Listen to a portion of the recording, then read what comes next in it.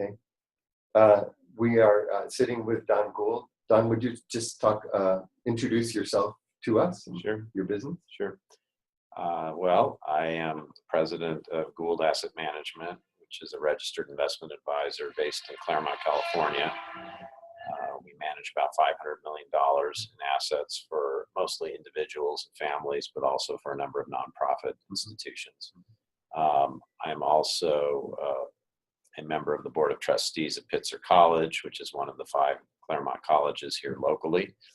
I happen to be a graduate of Pomona College, the oldest of the 5, and I teach a course in portfolio management at Claremont McKenna College, so I'm pretty well tied in with the local schools. I am chair of the investment committee on the board at Pitzer College, and been on the board for about 10 years. What were your initial interests and what has continued the most about the global environmental situation? I would say that I became aware of pollution and environmental issues probably in grade school. Growing up in the San Gabriel Valley, we would go out, in 3rd, 4th, 5th grade for recess and come in, and I couldn't answer the teacher's questions because I couldn't breathe. Every time I tried to say something, I would just cough. And that's what happens when you get that smog really down deep in your lungs.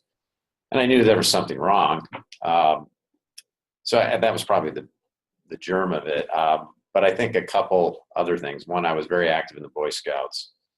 And although it seemed like environmental movement was something new in the early 70s, in fact, the Boy Scouts had been environmentalists for many decades. We had. Okay, so we need to pause. Let's let you get that settled also because of the background noise. I think we're getting there. Just sometimes it takes a couple. I might shut off the AC. Oh, that's a great idea. The buzzing. And we got the train out of the way. And we'll get off. Oh, it's off. So that buzzing, I can't do anything about. That's just background. It actually doesn't seem that loud. We're good to go. Sorry about that. Okay. So all of that works. Now go ahead and start over. No, the part about the school is excellent. I actually remember that from 1980 when I was in school in Pasadena, running and just gasping. Right. But let's just start with the Boy Scouts and what sort of drew you into this environmental concern that's been a part of your adult life. Yeah, so I was very active in the Boy Scouts. I'm an Eagle Scout, and I was very interested to learn that the Boy Scouts had really been the forefront of the environmental movement for many decades before anybody had put a name on it. They had merit badges in ecology and conservation, and so that raised my awareness as well. A couple other things I would point to. One was a lousy movie, but one that had quite a profound impact on me. It was called Soylent Green. Starred Charlton Heston, and it was set in sort of this apocalyptic vision of the future world where pollution had essentially ruined the planet. And that had quite an impact on me. And later, a book I read called Small is Beautiful by E.F. Schumacher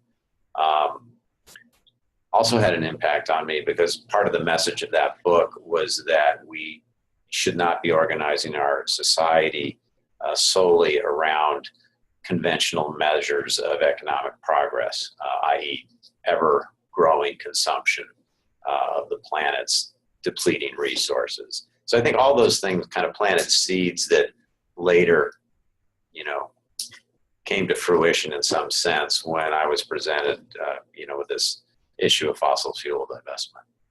Let's talk for a minute about the big picture, that sort of overarching framework for these specific stories that you've told. The concept of ecological civilization was developed in order to move attention beyond the specific crises to the broader cultural and societal changes that are necessary. Do you support this idea of a big picture? In what ways do you find it helpful for those engaged in some of the specific action? Well, I think the big picture concept is an interesting and useful way to think about the problems that we face. Because in a sense, we know we have to have a very different kind of civilization than the one we currently have gotten used to in order to have a system that is sustainable. And I think that's it. I'm trying to think what else I would say. But Yeah. tell me about this civilizational change, that big picture. I find that very few people are actually recognize that that's important. Well, I think that, if you just look at your own life day to day, there is a sensation of being trapped inside a system that is not necessarily in the best interest of the planet, but is difficult as an individual to extract yourself from. And so I think we have to start with a little bit of a blank slate of reimagining what the world might look like and what our practices might be. Simple example, I have a group that wants me to speak on related topics, and they want me to fly to Chicago to be on a panel discussion where I'll probably speak for a total of 5 to 7 minutes. And I think about that as being highly inefficient. The technology exists, but the mindset isn't there yet. This idea that, maybe these conferences, which have very good and lofty objectives, are not a particularly planet-friendly way to accomplish things. And so, that's just one little micro example of how I think people need to reorient their thinking. So you've told us that you were involved with the question of divestment from fossil fuels as a board member for Pitzer College. And I wonder if you could tell the story, at least the parts that can be on the record. For example, how did the concern about fossil fuels arise on the board? Okay. Well, it really came primarily from the students. There was a small but very committed group of students who believed that the college should not own fossil fuel stocks in its endowment fund. There were also some faculty who were supportive of this position. Because on the surface, this looks like an investment issue, right? We're being asked to sell an investment. The issue was brought to the attention of the investment committee of the board, which is responsible for overseeing the endowment. And as the incoming chair of that committee, it essentially fell in my lap. Was it immediately agreed on the board or on the finance committee that something should be done, or was there a long period of deliberation? Certainly there was not anything agreed to quickly. I spent, this issue came before me in April or May of 2013.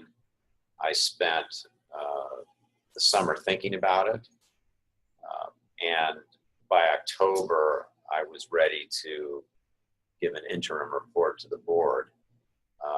And my report basically said, number one, this is not principally an investment issue. This is an issue that the entire board has to consider from a policy point of view. And only then, after the policy has been made clear, does it become a practical question of investment feasibility and implementation. Second is I said, I don't believe we can rule it out. And I had approached it initially when the students came to me, I was skeptical because I tend to think the way most investment professionals think, which is that we don't want any constraints on how we invest. That diversification is something we seek to the extent we can't invest in something that is constraining our diversification. But the longer I thought about it, and I talked about it quite a lot with people close to me, including my son, who was living at home after having just graduated from Oberlin in Ohio, and he was very helpful in helping me talk through the issues and look at them from different perspectives. Talk to us a little bit about that process as the board struggled to that policy clarification on what seems like it'd be an issue that people would fall on opposite sides of. Yeah, well, the board chair, and I think the board generally was surprised, first of all, that I'd come back and said that we can't rule it out, because the vast majority of investment committees who view it purely as an investment issue reject it. But because I was seeing it more as a policy issue, I didn't think we could reject it out of hand. The chair of the board smartly said, you know, this is way too complicated for the board as a whole to wrestle with, particularly considering we only meet 3 times a year. Let's form a working group, and let's, in Pitzer fashion of shared governance, let's make sure that not just the trustees, but also faculty, students, and staff are represented in this working group. And Don, you're going to lead the working group, and you're going to come back to the board in due time with a recommendation of the working group. And so that's what happened. The working group began its work probably in November, December of 2013. We worked steadily through the end of March of 2014. Of course, the student and faculty members of the group largely were advocating for divestment, but it was my job as the chair of this group to try to get everyone to, first of all, understand each other's positions, each other's institutional constraints. And so to a large degree, I played the devil's advocate. I challenged the people who came into the room already in favor of it to think about the issue in hopefully a much deeper and more thorough way than simply saying, well, planet is warming, it's because we're burning fossil fuels, therefore we must sell these stocks. I found that argument not sufficient by itself. And it raised a number of other questions. Why were we focusing on fossil fuel producers but not fossil fuel consumers? And were all fossil fuel producers equally culpable? It raised a number of issues. And then, of course, there was the issue of where do you define fiduciary duty? We have a fiduciary duty to preserve and enhance the endowment for the benefit of current and future generations. How do we weigh the potential costs of a divestment action against that? In the discussion with the board that ensued, maybe within that committee, there must have been disagreements. Can you describe, without naming names, the kinds of reasons that were raised on the board and how it finally came to the position that the board would vote for this divestment? Well, really, within the committee is where most of the debate took place. And there was debate on, okay, what is the efficacy of fossil fuel divestment? Is it fair? Is it equitable? How do we measure it against fiduciary duty? But we wrestled through pretty much all of those issues within the committee. I reported periodically to the board. But when we came to the board at the end of March, we already had arrived as a group at a recommendation to proceed with divestment. That, however, was only one part of a multi-pronged climate action plan that we recommended. We did not feel that fossil fuel divestment by itself was sufficient. We felt that it needed to be a more holistic response to a holistic problem. Can you mention just a few of these other Sure. responses as part of the holistic? So I think one of the things that the board in particular wanted to see out of the rest of the community was some skin in the game. This came to the board as a request to do something at some kind of cost, right, to eliminate these investments from our portfolio. Our feeling was, well, what's your contribution going to be? So one of the things we committed to do was to reduce the college's carbon footprint by 25% over the next 2 years. And we're coming up on that deadline now, and I believe we're going to meet it. We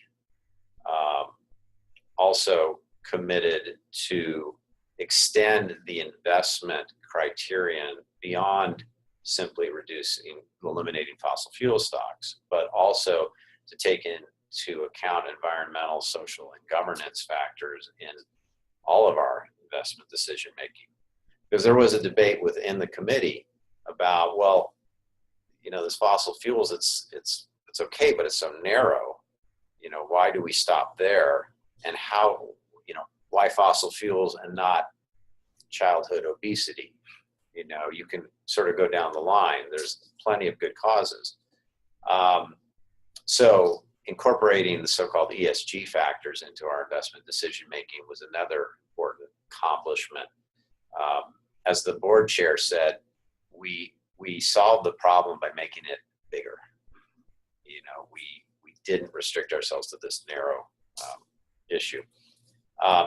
We also created a sub-fund within the endowment where donors could designate that their funds would be invested in investments that promote sustainability.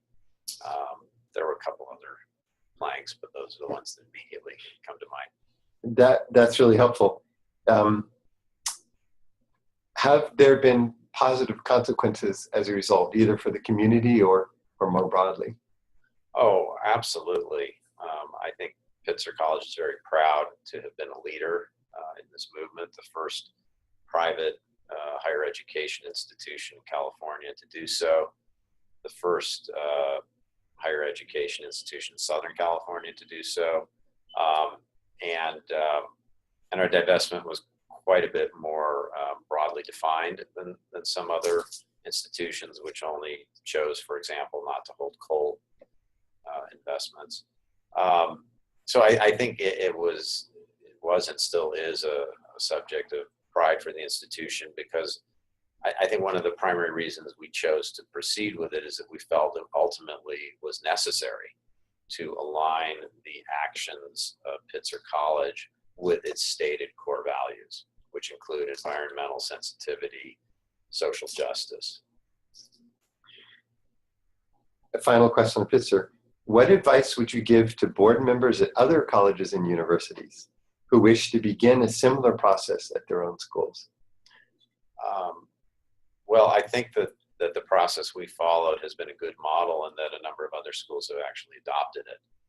And that is to have an inclusive process where you have many different stakeholders involved in considering the issue. That's number one. I think number two, understand that while it is an investment issue, you really have to deal with the policy issue first. Is this something that, other things being equal, is right for our institution? And it may not be right for everyone, but certainly it made sense for us.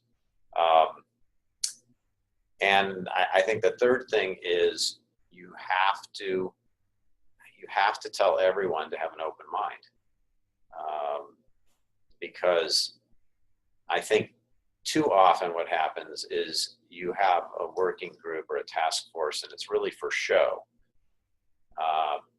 It's to make people feel like they're being heard. But if the people who have to do the listening are not going into the exercise with an open mind, it's really a huge waste of time.